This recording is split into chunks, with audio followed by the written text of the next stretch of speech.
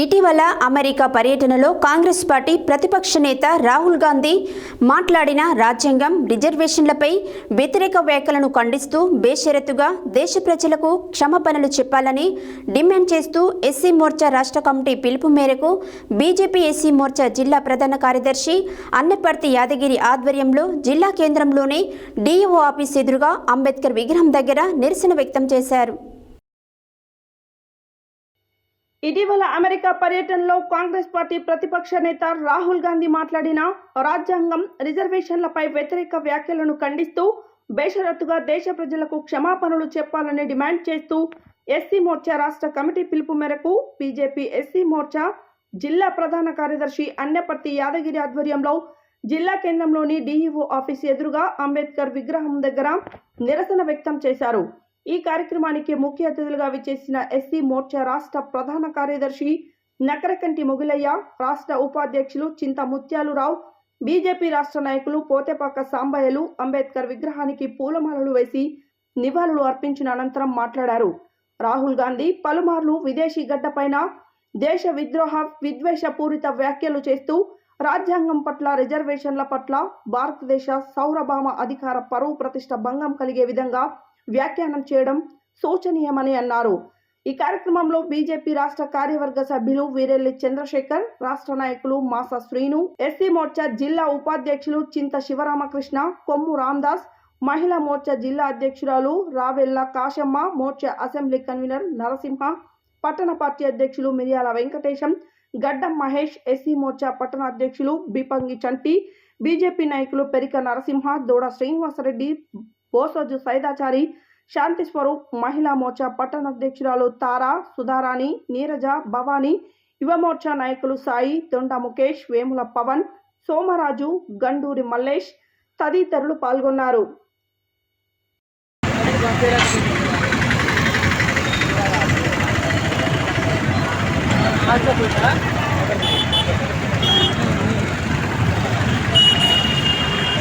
రిజర్వేషన్లకు వ్యతిరేకంగా మాట్లాడిన రాహుల్ గాంధీ వేసుకునే, రాజ్యాంగానికి వ్యతిరేకంగా మాట్లాడిన రాహుల్ గాంధీ వేసుకునే, విదేశీయులపై రాజ్యాంగానికి వ్యతిరేకంగా మాట్లాడిన రాహుల్ గాంధీ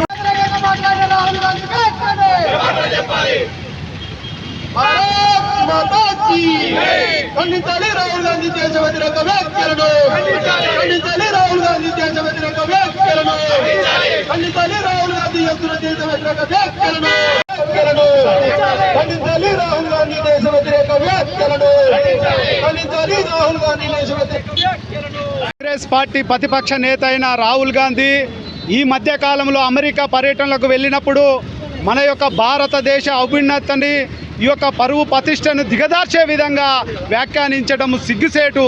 వెంటనే ఈ యొక్క భారతదేశంలో కాంగ్రెస్ పార్టీ అధికారంలోకి వస్తే ఈ యొక్క దేశంలో ఉన్న రాజ్యాంగాన్ని మారుస్తాము, ఈ యొక్క రిజర్వేషన్ల వ్యవస్థని కూడా తీసేస్తామనే విధంగా ఆ యొక్క విదేశీ గడ్డ మీద మాట్లాడినందుకు వెంటనే ఈ యొక్క Rahul Gandhi SC, ST, BC వర్గాలకు వెంటనే క్షమాపణ చెప్పాలని భారతీయ జనతా పార్టీ డిమాండ్ చేస్తుంది.